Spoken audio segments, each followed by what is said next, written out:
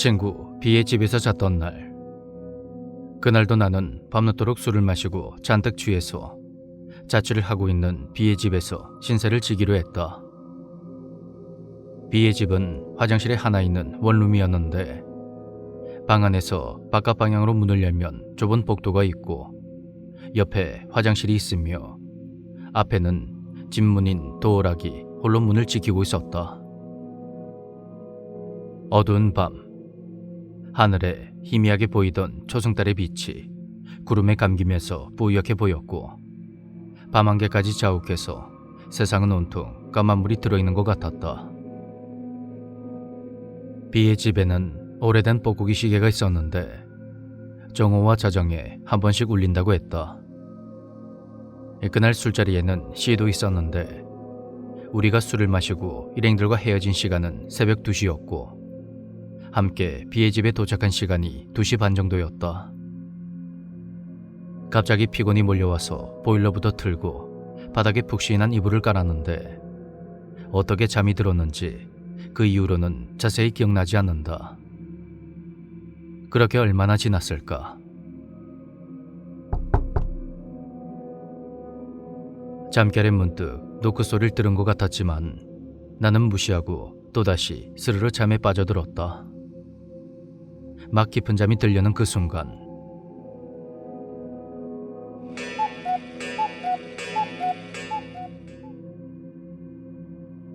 뻐꾸기 시계가 우는 소리가 들려왔다. B가 분명히 시계는 정오와 자정에 2번 울린다고 했는데 그럼 벌써 낮 12시가 되었다는 것인가? 겨우 눈을 뜨며 천장을 마주보니 그곳에는 기다란 형광등과 온통 까만 배경뿐이었다. 술기운도 올랐고 잠에 취해서 잘못 들었나 보다 생각하고 있는데 또다시 노크 소리가 들려왔다.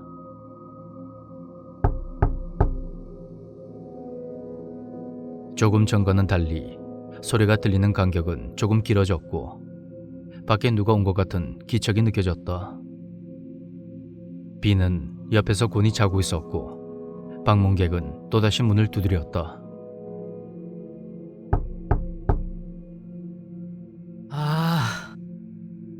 이 시간에 대체 누구야? 나는 그가 누군지 확인하기 위해서 물에 젖은 솜처럼 무거운 몸을 일으키려 했다.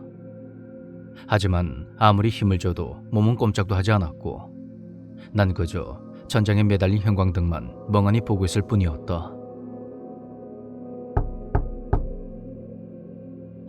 진짜 끈질기네. 귀찮고 무례하지만 부지런한 의문의 방문객은 끊임없이 문을 두드렸고 나는 왜 아무 말도 없이 저렇게 문만 두드리고 있는 건가? 왜 B를 부르거나 그러진 않는 건가 이해할 수가 없었다.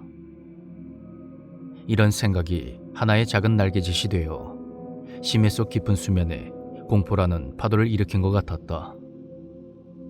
문 앞에 있는 저것이 정상적인 사람인지 애초에 사람이 맞긴 한 건지 머리는 자꾸만 기이하고 공포스러운 것들을 만들어냈고 몸까지 내 맘대로 움직이지 않으니 속만 타들어갔다. 의문의 방문객은 이번엔 3번이 아니라 여러 번 문을 두드렸고 2걸음 정도 가서 방문 앞으로 다가가 도어락 버튼 하나만 누르면 이 상황을 금방 해결할 수 있을 텐데 몸이 도무지 움직이지 않았다. 점점 화가 치밀어 오른 나는 마침내 온몸에 힘을 주어서 겨우 몸을 움직여 자리에서 일어났고 현관으로 가기 위해 방문 손잡이를 잡았다. 그리고 그 순간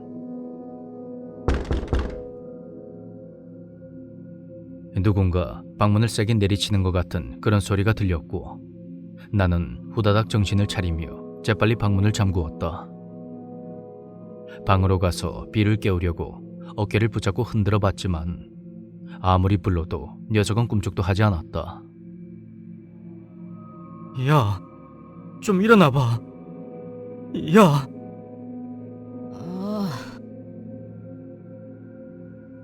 그때 일순간 사방이 고요해졌다. 옆에 있는 B의 숨소리와 보일러 돌아가는 소리, 뻐꾸기 시계가 째깍대는 소리. 모든 일상적인 소리가 뚝 끊어지자 나는 패닉 상태에 빠졌고 그 사이에 공포감은 극에 달했다. 나는 덜덜 떨리는 손으로 이불을 집어들고 몸을 가렸고 벽에 등을 붙인 채 자리에 앉았다. 그리고 그 순간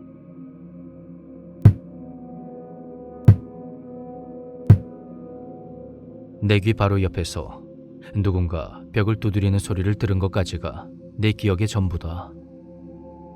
그 순간에 기절을 한 건지 아니면 그 상황 자체가 꿈이었는지 모르겠지만 눈을 떠보니 어느새 날이 밝아 있었고 비는 여전히 곤히 잠을 자고 있었다.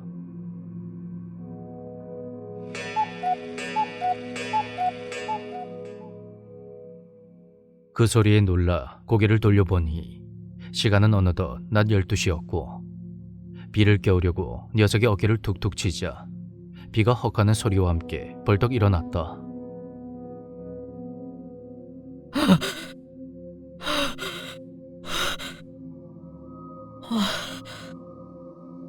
깼나? 야, 너 괜찮아? 술 다 깼어. 그보다 어제 새벽에 무슨 일 있었는지 아나? 알지. 네 어제 새벽에 잘 자다가 갑자기 일어나서 시계를 막 돌리더니 뻐꾸기 소리 듣고 집 밖으로 튀어나가서 문 계속 두드렸잖아. 기억 안 나나? 어우, 소름 끼쳐. 이씨. 계속 희죽거리면서 문 두드리고. 너 어제 왜 그랬냐?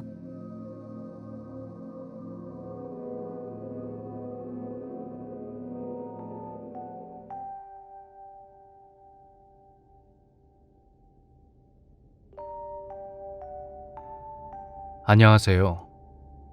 제가 실제로 겪은 일을 제보해 보겠습니다.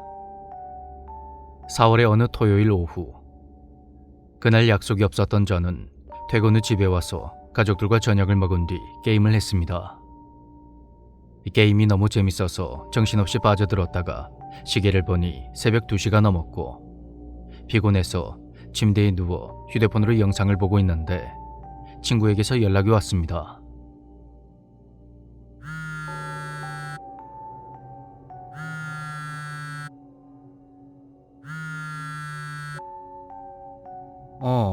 밤중에 웬일이고? 마, 안 자고 뭐하노?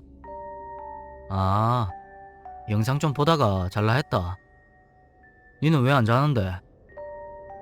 야, 새벽이라 감성이 막 올라오는데 드라이브 안 갈래? 막상 자리에 누워보니 잠이 안 와서 이리저리 뒤척이고 있던 터라 저는 친구와 함께 나가기로 하고 외출 준비를 했습니다. 그렇게 약속 장소로 나가보니 다른 친구인 C와 D도 와 있었고 B는 우리에게 휴대폰을 내밀면서 자신이 가고 싶은 곳을 보여줬습니다.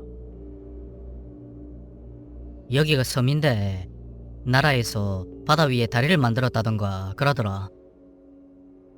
내 아는 형이 밤에 그 도로 지나갔는데 조명이 싹 비추는 게 갬성 오진단다. 그렇게 우리는 차를 타고 50여 분 정도를 달려서 목적지에 도착했습니다. 그런데 야, 갬성은 무슨? 껌껌한 게 무섭다 무서워. 짜스가 이왕 여기까지 온 거 분위기를 좀 즐겨봐라. 바람 쐬면서 이야기나 하고 들어가자고.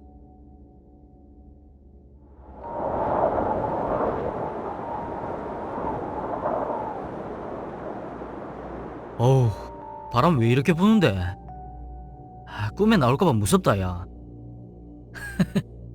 하여튼 니는 낭만이 없다니까. 우리는 웃고 떠들며 이런저런 이야기를 나누었고 마지막으로 담배를 하나씩 피운 뒤 돌아가기로 하고 먼 밤바다를 바라보며 불을 붙였습니다.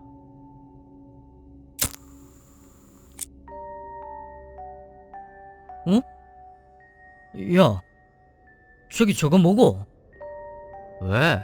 뭔데? 바다 위에 뭐가 떠다니는데? 어? 비가 가리킨 곳을 자세히 보니 사방이 어두운데도 어떤 하얀 물체가 물 위에 둥둥 떠다니는 것이 선명하게 보이는 겁니다. 놀랍게도 그것은 사람의 얼굴이었습니다. 너무 놀라고 당황해서 그것을 멍하게 보고 있다가 일행 중에 한 명이 경찰에 신고해야 한다며 휴대폰을 꺼내 들었는데 그 순간 그 형체가 바닷속으로 들어가는 겁니다. 우리는 그것이 다시 떠오를 거라 생각하며 각자 휴대폰 후레쉬 불빛을 켜서 주변을 둘러봤습니다. 바로 그때 야, 니들 빨리 차에 타라. 왜? 그냥 가자고. 빨리 타라고. 그렇게 다급하게 말하는 비의 얼굴은 하얗게 질려 있었고 녀석은 우리가 차에 타자마자 곧바로 출발했습니다. 우리가 왜 그러냐고 계속 물어봐도 비는 룸미러와 사이드미러를 연신 확인하며 악셀만 밟았고 얘가 갑자기 왜 이러나 싶어서 무심코 사이드미러를 힐끗 쳐다본 저는 경악하고 말았습니다.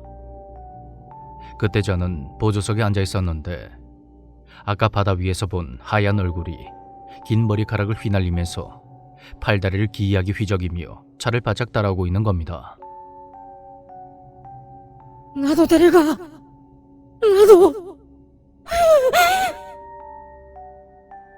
아씨, 다리 끝이 왜 안 보이는 거야?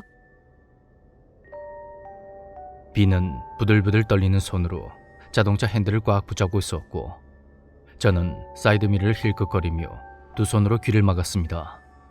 그리고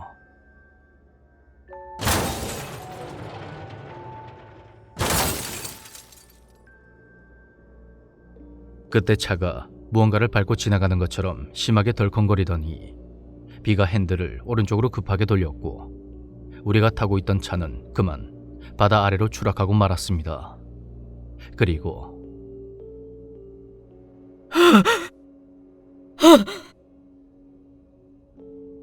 우리는 저마다 소리를 지르며 눈을 떴습니다. 차 안에서 수다를 떨다가 다들 깜빡 잠이 들었던 것입니다.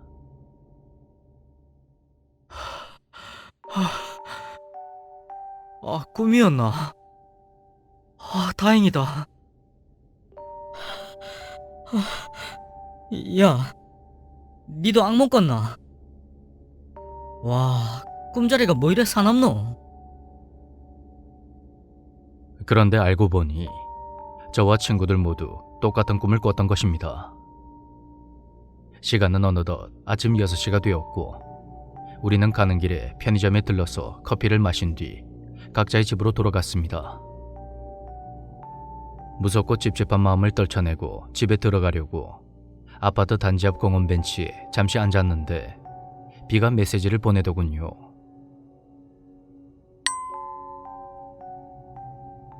메시지를 확인한 저는 너무 놀라서 손까지 벌벌 떨었습니다. 비가 보낸 사진에는 녀석의 차량 사이드미러 위쪽과 앞쪽 부분의 모습이 찍혀 있었는데 그곳에 손자국 같은 것이 남아 있었던 겁니다. 그리고 사이드미러 아래쪽에 쓰여진 문구. 사물이 거울에 보이는 것보다 더 가까이 있습니다. 그렇다는 것은 제가 사이드미러로 귀신과 계속 눈을 마주치고 있었다는 말이죠. 그날 우리는 왜 같은 꿈을 꾼 것이며 그 꿈은 어떤 의미가 있었던 것일까요?